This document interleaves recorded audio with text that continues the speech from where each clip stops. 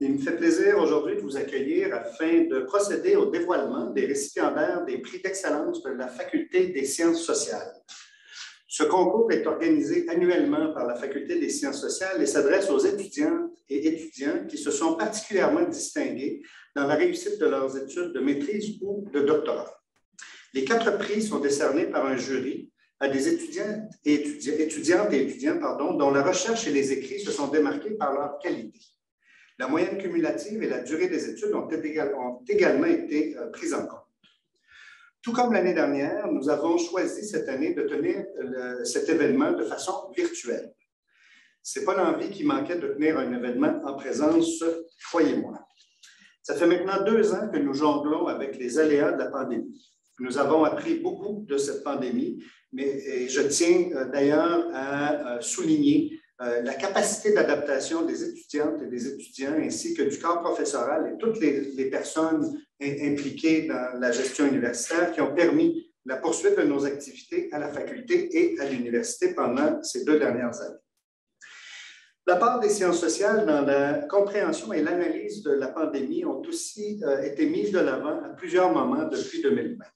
Nous n'avons qu'à penser aux recherches visant les impacts économiques ou psychologiques, à la transformation du travail, aux enjeux politiques, aux transformations sociologiques qui ont nécessité de mieux comprendre les sociétés d'avant pour tenter de prédire les comportements futurs.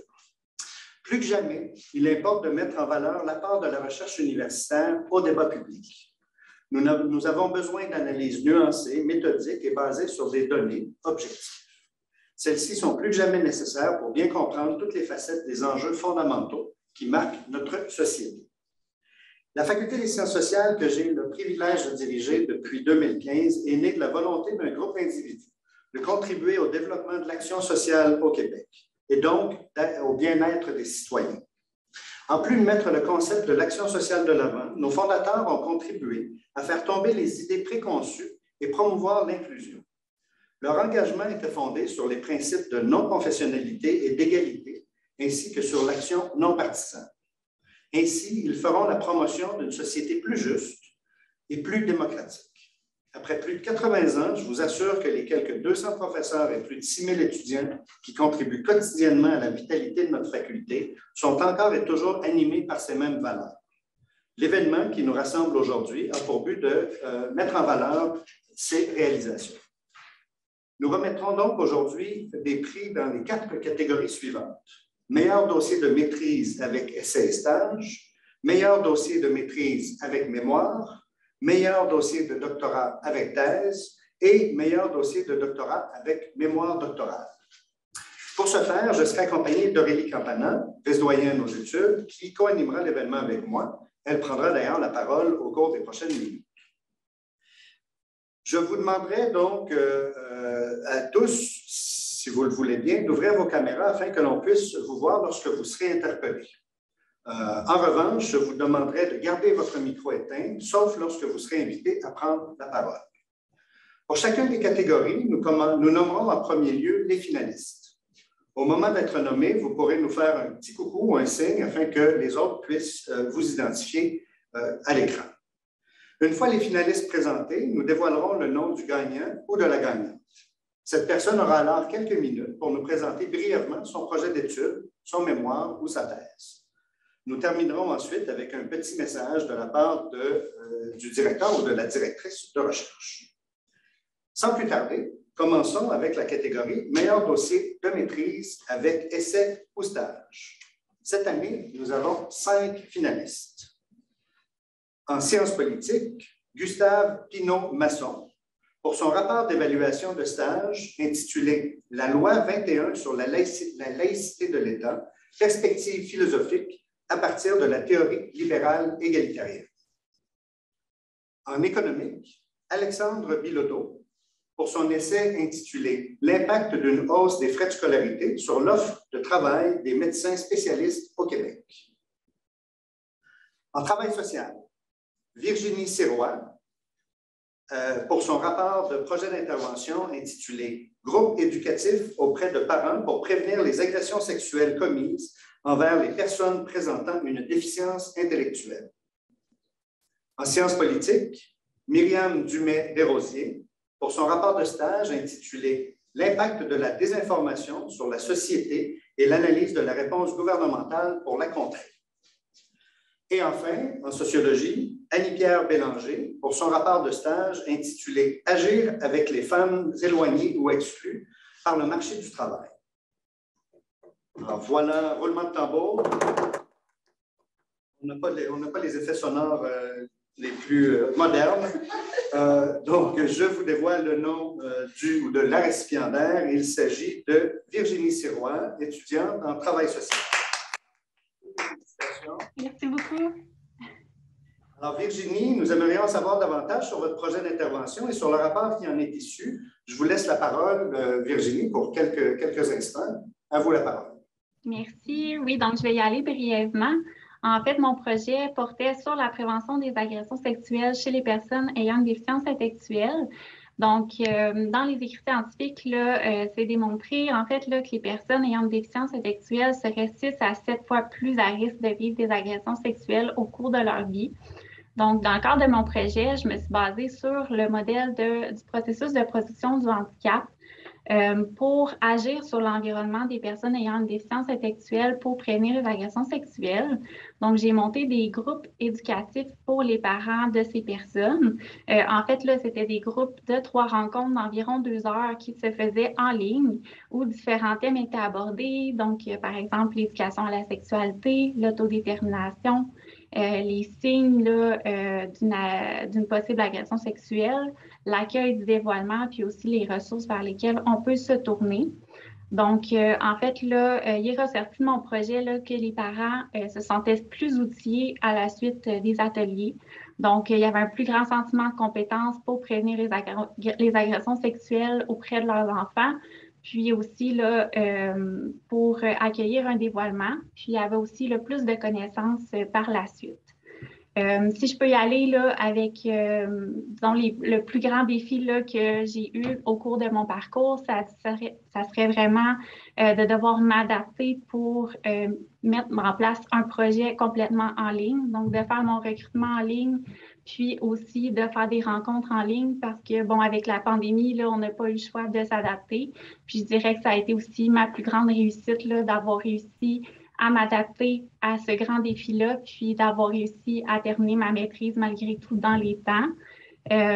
Puis je pense que je ne serais jamais arrivée là, à réussir ce beau parcours-là sans ma directrice, Élise Milot, aussi mon professeur, François-Olivier Bernard, qui a toujours été là pour m'accompagner.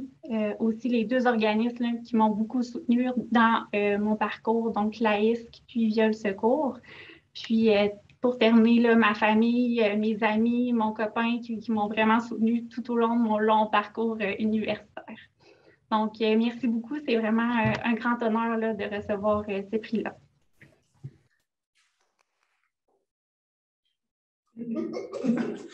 Petit enjeu de coordination technique. Merci beaucoup. Félicitations, Virginie. Et malheureusement, votre directrice de recherche, Élise Milot, ne pouvait être avec nous aujourd'hui. Alors, je me permets de lire une partie de la lettre de recommandation qu'a écrite la directrice de programme à votre sujet. Tant sa conseillère, la professeure Milot, que son superviseur pédagogique, François-Olivier Bernard, soulignent la rigueur remarquable de Virginie, voire son perfectionnisme, de même que son sens de l'organisation. M. Bernard remarque d'ailleurs qu'il s'agit d'une excellente étudiante, tant sur le plan académique qu'au plan de sa participation à la dynamique des cours.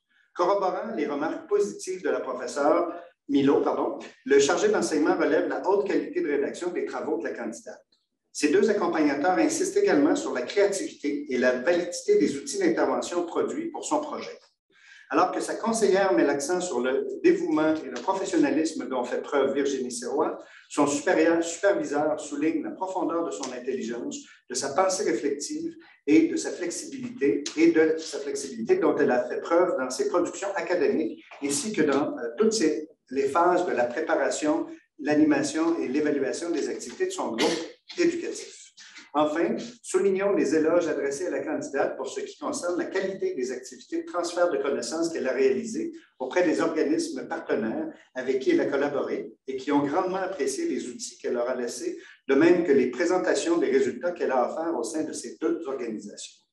Alors, félicitations Virginie, je crois que vous aviez un appui inconditionnel de vos superviseurs. Belle réalisation, vous l'avez souligné dans des conditions qui sont parfois très difficiles en raison de la pandémie. Bravo, mes félicitations et j'en profite pour céder la parole à Aurélie Campana, vice-doyenne aux études, pour la présentation des deux prochaines catégories. Merci François, bonjour à toutes, bonjour à tous. Ça me fait très plaisir de vous voir aujourd'hui, même si nous organisons encore cette année cette activité de manière virtuelle. Espérons que l'année prochaine, nous pourrons tous nous retrouver autour d'une soirée des prix d'excellence telle que nous la fêtions, célébrions avant la pandémie. Avant de passer à la prochaine catégorie, j'aimerais tout d'abord et tout spécialement remercier chaleureusement la professeure Natacha Gagné du département d'anthropologie qui est parmi nous, je crois. Oui, je ne la vois pas, même avec mes lunettes. Et qui a accepté de faire partie du jury qui a examiné toutes les candidatures que les directions de programme nous ont soumises. Natacha, je pense que vous serez d'accord avec moi pour dire que nous n'avons pas eu la tâche facile. Les candidatures qui nous ont été proposées étaient toutes de très haut calibre. Elles démontrent avec force la qualité des travaux produits dans les différents programmes de la faculté. Je vous propose maintenant de poursuivre avec la catégorie « Meilleur dossier de maîtrise avec mémoire ». Cette année, nous avons 6 finalistes. En sociologie, Camille Moreau pour son mémoire « Faire le poids », minceur, féminité et respectabilité dans les pratiques de contrôle du poids chez les boxeuses de niveau amateur au Québec. Camille ne pouvait malheureusement se joindre à nous aujourd'hui. En économique, Julien Boudreau pour son mémoire Electrifying Natural Gas, Dynamic Model of Quebec Energy Transition.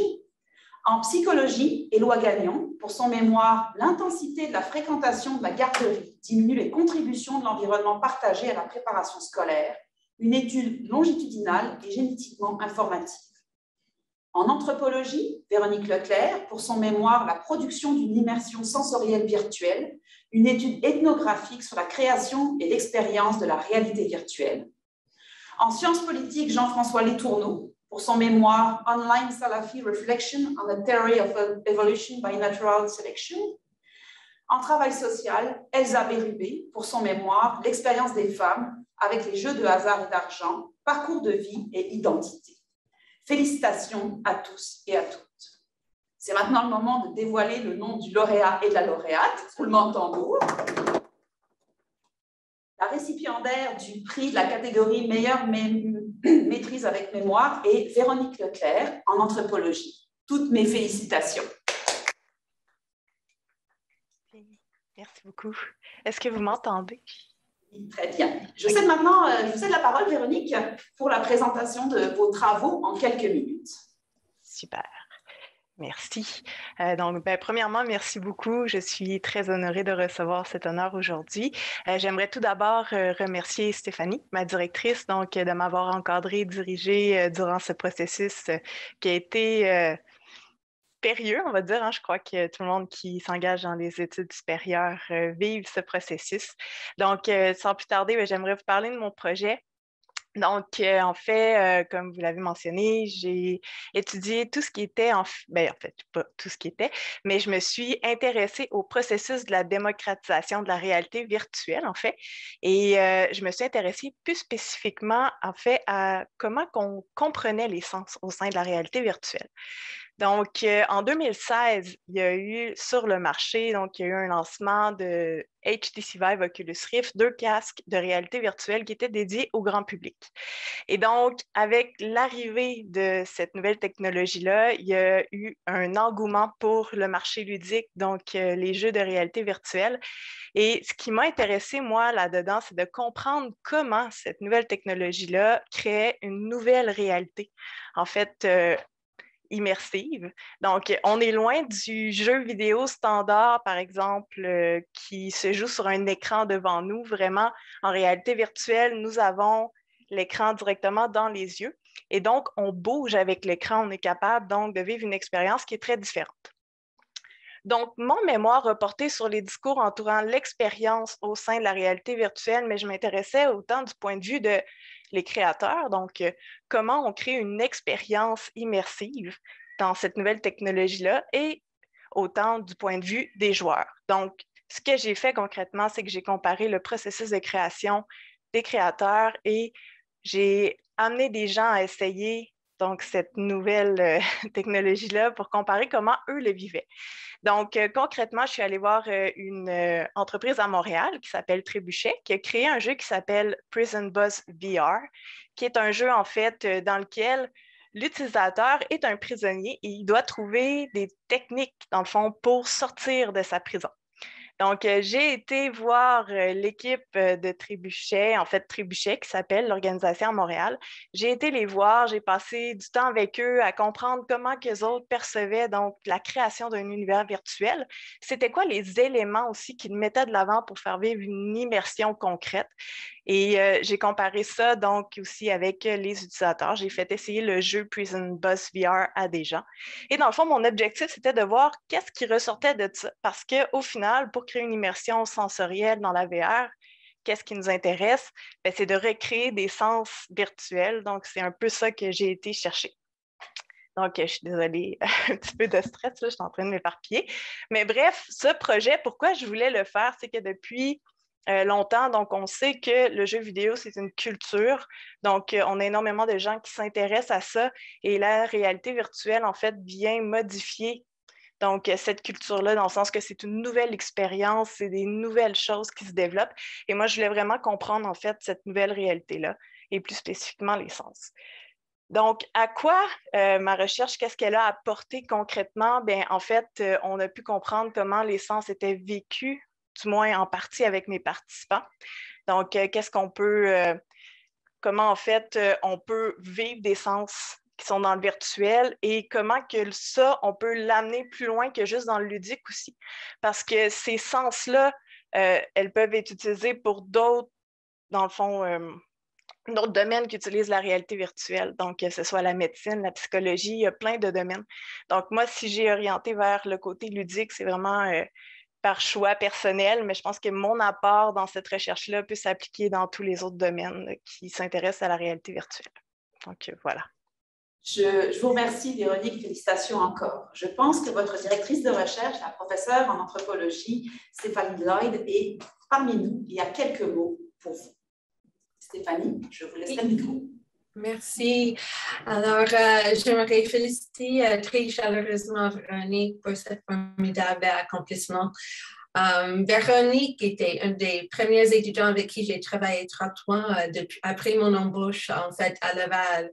Elle était la première à suivre des formations pratiques, m'aider dans les projets de recherche avec des révisions des cours, avec des excellentes études de cas pour ajouter pour développer l'intérêt des étudiants et finalement elle travaille avec moi comme étudiante de deuxième cycle. Alors, je connais Véronique très bien depuis des années maintenant. Alors, c'était un plaisir d'accompagner Véronique dans le développement tout au long de ce processus sur les intérêts de l'anthropologie, de la science, la médecine, on peut le voir dans la description du projet, et éventuellement les sens et leur mobilisation dans les jeux vidéo. Pendant ce temps, on a également développé une profonde intérêt que je partage pour les études féministes sur l'expérience et la compréhension des expériences dans les milieux technologiques, à la fois par des personnes qui créent les technologies et des personnes qui l'utilisent. Alors, le plus intéressant peut-être, c'est qu'elle a pris toutes ces choses ensemble pour, par la suite, produire le mémoire pour lequel elle vient de recevoir le prix, mais aussi de transformer cette expertise pour devenir spécialiste de l'expérience de l'utilisateur dans une compagnie de jeux vidéo.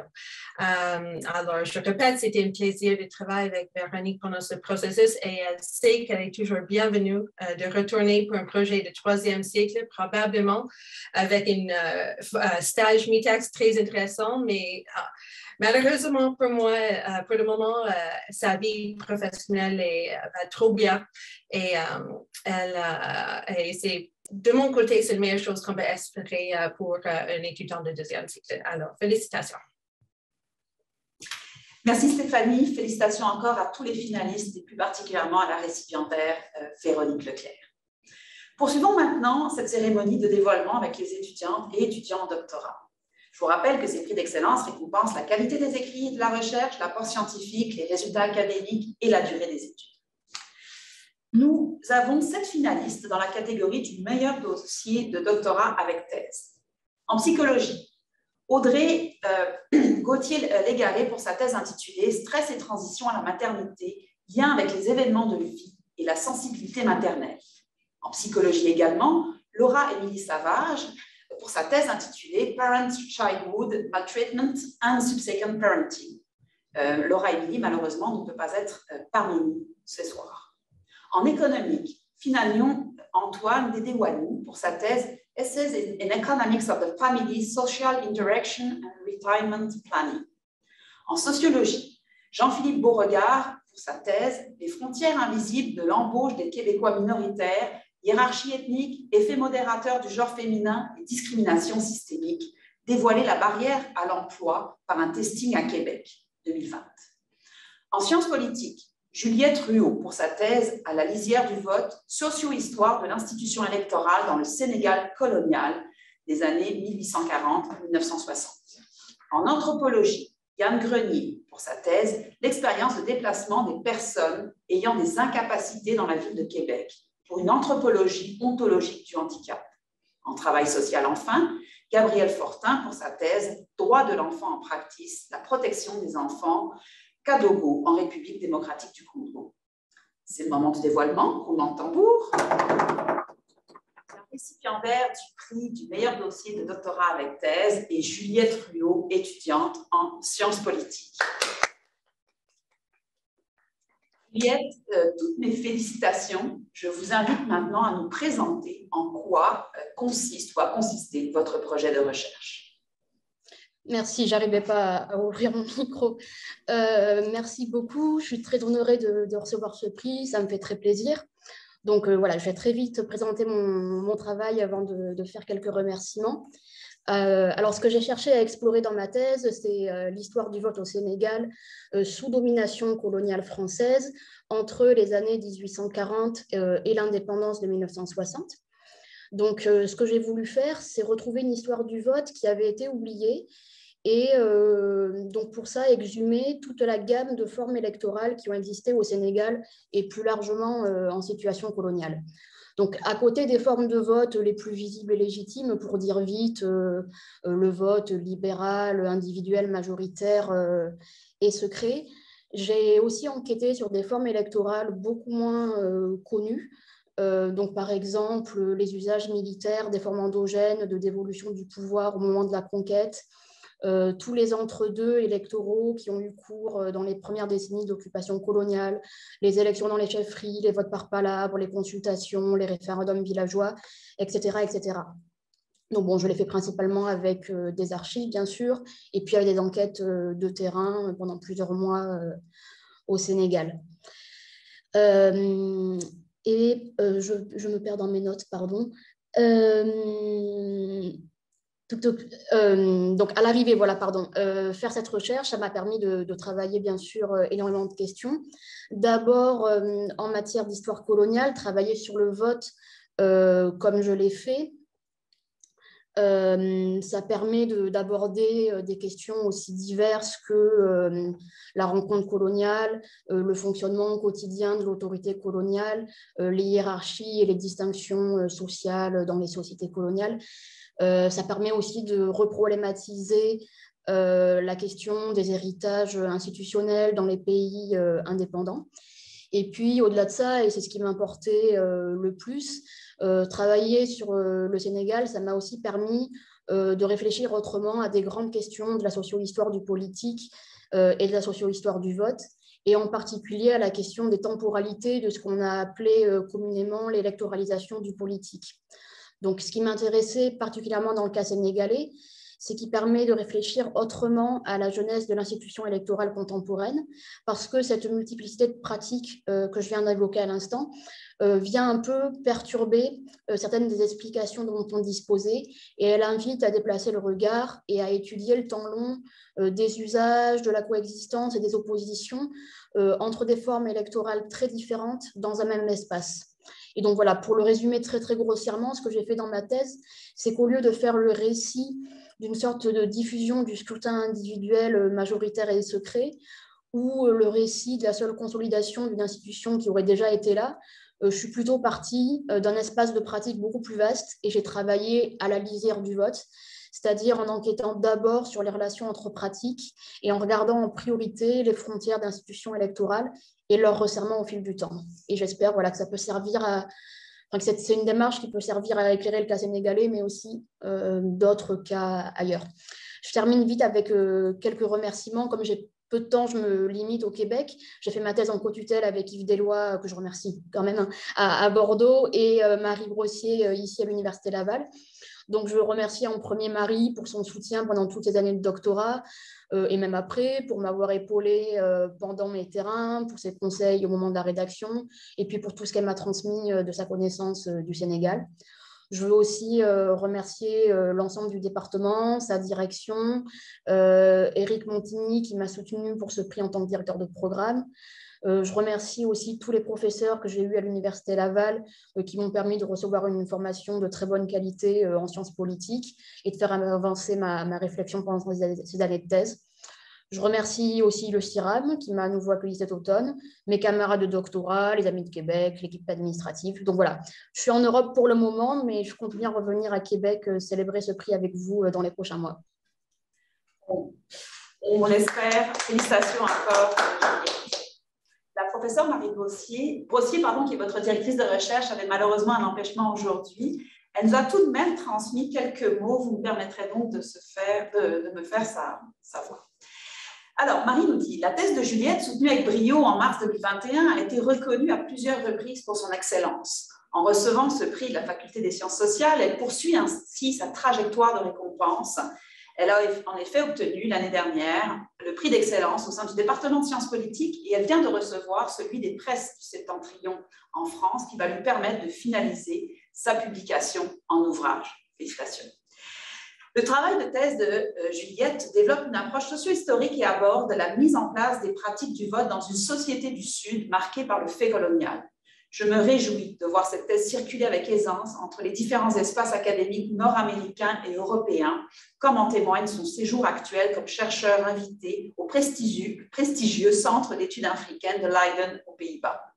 La très grande qualité de la thèse de Juliette démontre tout l'intérêt des féconds échanges auxquels mènent les co-tutelles transatlantiques qui sont conduites à l'Université Laval tout autant que l'intérêt de mener des recherches doctorales hors des paradigmes méthodologiques dominants de la science politique. Pour toutes ces raisons, Juliette, toutes nos félicitations pour la recherche que vous avez accomplie et en vous souhaitant le meilleur pour la suite. Félicitations également à tous les finalistes. Sur ce, je redonne la parole à François Gélineau, notre doyen. Alors, merci Aurélie.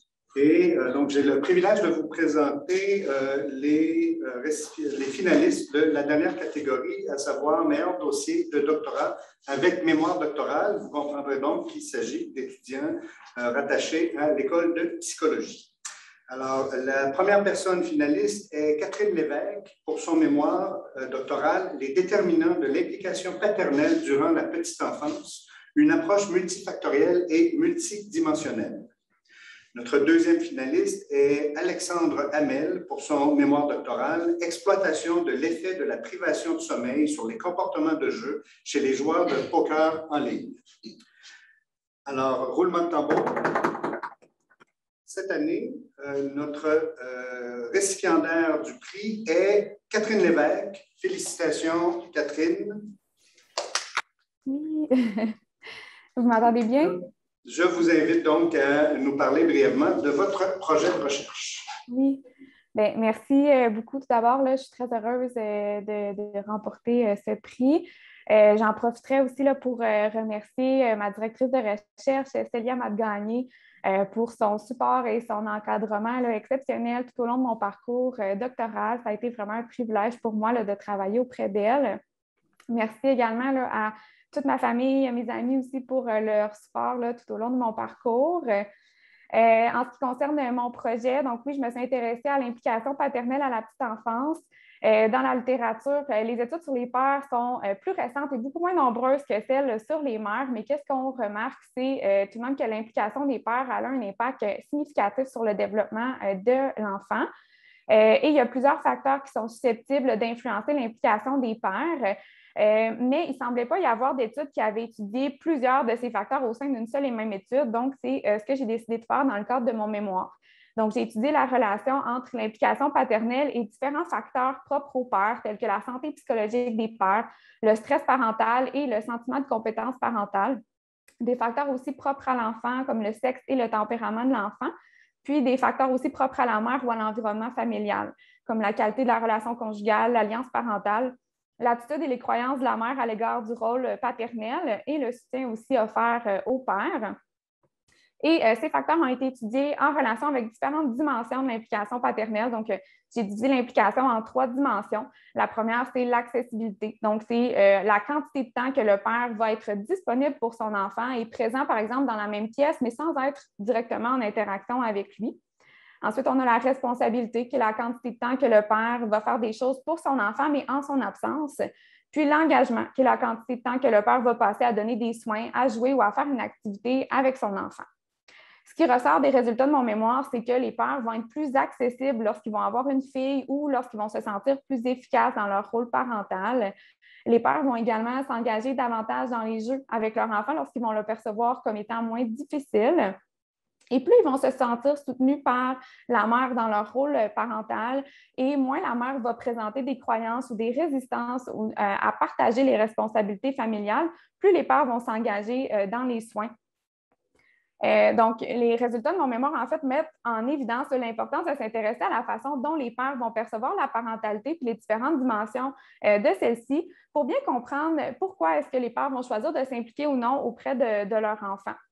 Ça nous amène aussi une meilleure compréhension des facteurs qui vont être associés aux différentes facettes de l'implication des pères. Et ultimement, c'est pour permettre aussi de mieux orienter là, les interventions qui vont viser à promouvoir l'implication des pères auprès de leurs enfants. Donc, voilà. Merci beaucoup, Catherine.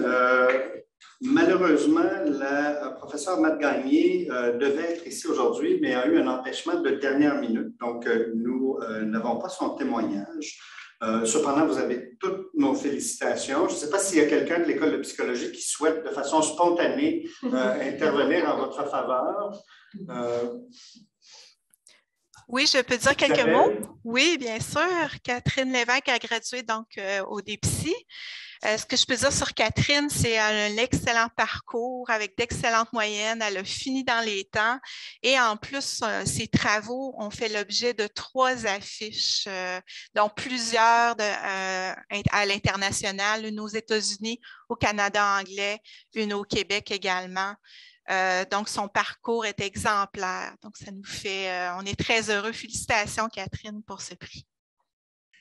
Merci beaucoup, Isabelle. Alors, vous aurez compris qu'Isabelle Giraud est directrice de programme et donc un grand merci pour son témoignage spontané. C'est ce qui termine le dévoilement des récipiendaires des prix d'excellence pour cette année. Je tiens à réitérer toutes mes félicitations et celles de la direction de la faculté pour l'ensemble des finalistes et des félicitations toutes particulières pour les récipiendaires des prix. Je vous remercie de votre présence. Je vous remercie d'endurer nos événements à distance. On souhaite vous revoir sur le campus le plus rapidement possible. Et je vous convie à tous les finissants et finissantes à la collation des grades qui, cette année, se tiendra le 23 juin. Pour les autres qui n'ont pas terminé, bien, on aura la chance de se revoir plus tard lors de la prochaine année et je peux vous assurer que nous aurons plusieurs activités en présence. Alors, un grand merci, félicitations à toutes et à tous et au plaisir de vous croiser très bientôt.